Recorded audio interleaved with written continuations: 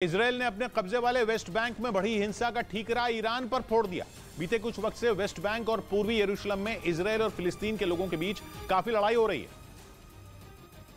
ऐसे में West Bank के दौरे पर पहुंचे इजराइल के रक्षा मंत्री ने दावा किया कि ईरान वेस्ट बैंक में अपनी पहुंच बढ़ाने की कोशिश में लगा है ताकि वो वहां हिंसा भड़काकर इजराइल के लिए मुसीबत खड़ी कर सके। लेकिन इसके साथ ही इजराइल ने ये चेतावनी भी दे डाली कि ईरान चाहे जितना चाह ले, इजराइल का कुछ नहीं बिगाड़ पाएगा। इजराइल के रक्षा मंत्री ने कहा कि ईरान हमेशा से इजराइल का वजूद मिटाने की साजिश रचने में लगा रहा है, लेकिन इजराइल ने न कभी उसकी साजिश साकार होने दी है और न कभी होने देगा। इस बीच पेरू के सेंट मार्टिन में एक ग्रेजुएशन पार्टी में डांस फ्लोर गिर गया, जिसका वीडियो सोशल मीडिया पर वायरल हो गया, जिसमें कुछ छात्र डांस फ्लोर पर नाचते दिखाई दिए। सब कुछ ठीक चल रहा था, तभी डांस फ्लोर अचानक गिर गया और उस पर डांस कर रहे छात्र नीचे जा गिरे। इस घटना के बाद वहां हड़कंप मच गया। घटना में कई छात्र बुरी तरह घायल हो गए, जिन्हें अस्पताल में भर्ती कराया गया। उधर सूत्र बता रहे हैं कि फ्रांस ने प्रधानमंत्री को इसकी सालाना बस्तिये डे परेड में शामिल होने का न्योता दिया है। हालांकि अब तक यह पक्का नहीं है कि प्रधानमंत्री फ्रांस जाएंगे या नहीं, क्योंकि इस साल प्रधानमंत्री कई देशों के दौरे पर जाने वाले हैं। सूत्र बता रहे हैं कि इसी व्यस्त कार्यक्रम के बीच प्रधानमंत्री को फ्रांस की सालाना बस्तिये डे परेड में शामिल होने का न्योता मिला। ये परेड हर साल 14 जुलाई को पेरिस में होती है, जिसमें फ्रांस की सेना अपनी ताकत दिखाती है। 1789 को इसी तारीख को फ्रांस की क्रांति की शुरुआत हुई थी और इसी वजह से 14 जुलाई को फ्रांस की सेना अपनी ताकत दिखाती है। फ्रांस में ये परेड वैसी है जैसी भारत में गणतंत्र दिवस पर होने वाली परेड, और प्रधानमंत्री को इसी में शामिल होने का न्योता मिला। और अगर उन्होंने न्योता स्वीकार कर लिया तो वो 14 जुलाई के आसपास फ्रांस के दौरे पर होंगे।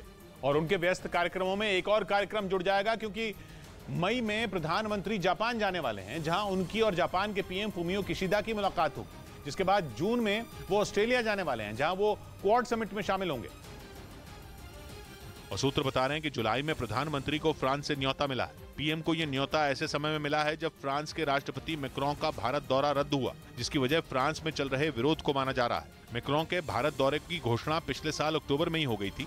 पिछले महीने G20 देशों की बैठक में शामिल होने आई फ्रांस की विदेश मंत्री ने भी दोनों देशों की दोस्ती की तारीफ की थी और बयान दिया था कि दोनों देशों के रिश्ते नए स्तर पर ले जाने का समय आ गया है। जिसके बाद ये खबर आई कि प्रधानमंत्री को फ्रांस की बस्तिये डे परेड में आने का न्योता दिया गया है। इस बीच अमेरिका के अलाबामा में एक हेलीकॉप्टर हादसे का शिकार हो गया, जिसमें 2 लोगों की मौत हो गई। हेलीकॉप्टर एक यात्री को एयरलिफ्ट करने के लिए उड़ा था और इसी दौरान जंगल के एक इलाके में क्रैश कर गया। हेलीकॉप्टर में मेडिकल टीम के कुल 3 लोग सवार थे, जिनमें 2 लोगों की मौत हो गई, जबकि एक आदमी को अस्पताल में भर्ती कराया गया। हादसे वाली जगह पर पहुंचकर पुलिस ने फौरन जांच शुरू कर दी।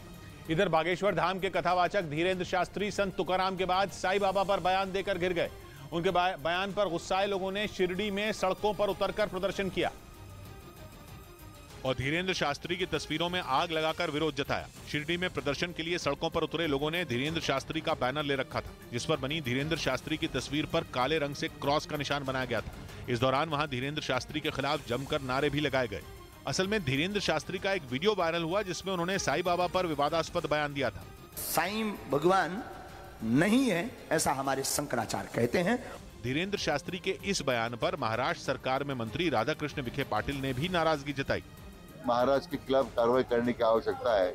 इससे पहले धीरेन्द्र शास्त्री संत तुकाराम पर भी विवादास्पद टिप्पणी कर चुके हैं, जिस पर उन्हें सफाई भी देनी पड़ी थी।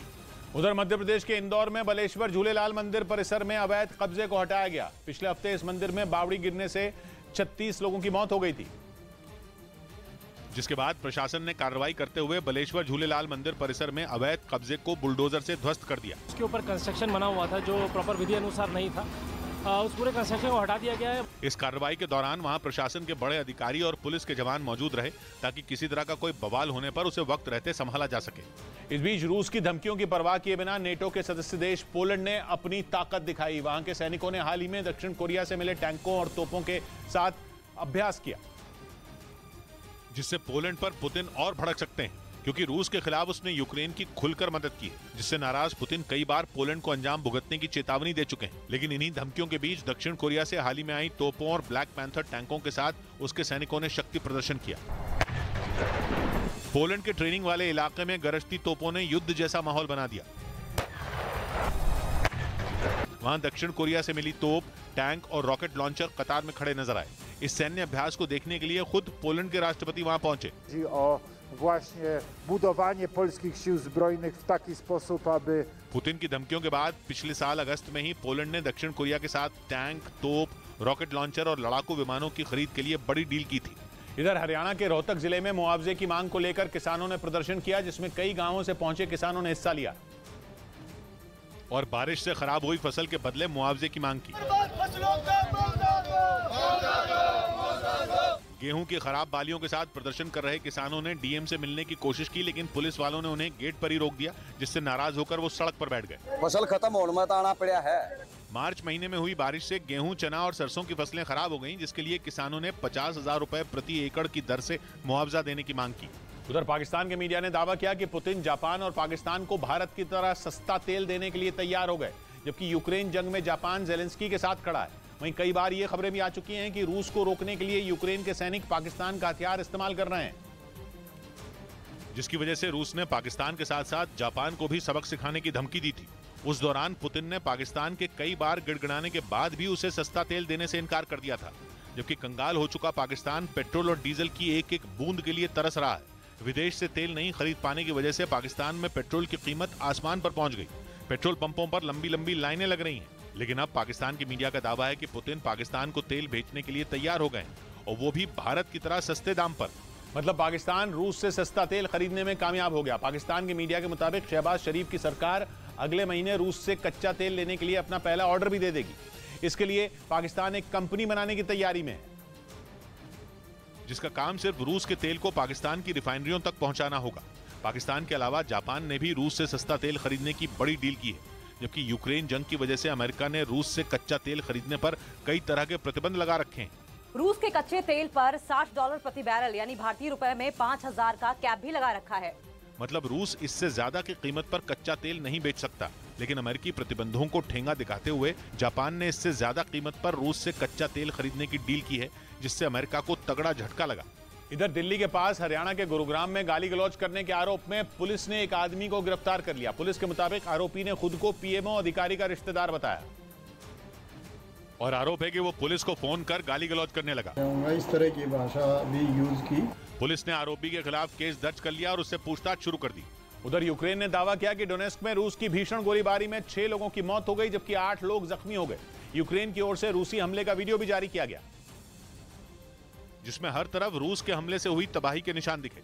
एक घर पूरी तरह बर्बाद हो गया तो उसके करीब की कई ऊंची इमारतों पर भी रूसी हमले के निशान नजर आए। इस इलाके में खड़ी कई गाड़ियों को नुकसान पहुंचा। घर के बाहर जमीन पर हमले में मारे गए लोगों के शव पड़े थे, जिन्हें सुरक्षा कर्मियों ने उठाया। यूक्रेन ने दावा किया कि रूस ने यह हमला एक रिहायशी इलाके में किया, जिससे कि जान माल का बड़ा नुकसान हुआ है। यूक्रेन के अधिकारियों के मुताबिक युद्ध की शुरुआत से अब तक पूरे डोनेस्क क्षेत्र में 10,000 से ज्यादा लोग जान गंवा चुके हैं। इधर जम्मू के सांबा जिले में पुलिस ने हथियारों की खेप बरामद की। पुलिस का दावा है कि इन हथियारों को पाकिस्तान से ड्रोन के जरिए गिराया गया, जिसकी सूचना पुलिस को मिली और तलाशी के दौरान पीले रंग का पैकेट झाड़ियों के पास मिला, जिसमें चीन में बनी 3 पिस्तौल, 6 मैगजीन, 4 ग्रेनेड और 48 कारतूस बरामद हुए। 3 पिस्टल्स निकले हैं, चाइनीज पिस्टल्स, एक स्पेयर मैगजीन है, टोटल 6 मैगजीन हैं, 3 पिस्टल हैं और 4 ग्रेनेड हैं। हथियार मिलने के बाद पुलिस ने इलाके में सख्ती बढ़ा दी। पाकिस्तान की सीमा के पास इस इलाके में पहले भी ड्रोन के जरिए भेजे गए हथियार बरामद हो चुके हैं। इस बीच अमेरिका पर मौसम फिर मौत बनकर टूट पड़ा। बर्फीले तूफान, बारिश और बाढ़ के बाद अब वहां के दक्षिणी और पश्चिमी हिस्से में बवंडरों ने धावा बोल दिया और 32 लोगों की जान चली गई। क्योंकि अमेरिका में एक आध बवंडर नहीं आया, बल्कि उनकी गिनती 50 से ज्यादा रही। इसके बाद तो अमेरिका के डेलावेयर राज्य से जो तस्वीरें देखने को मिली, उनमें हर तरफ बर्बादी ही बर्बादी नजर आई। ऐसा लगा जैसे बवंडर नहीं, बम ब्लास्ट हुआ हो।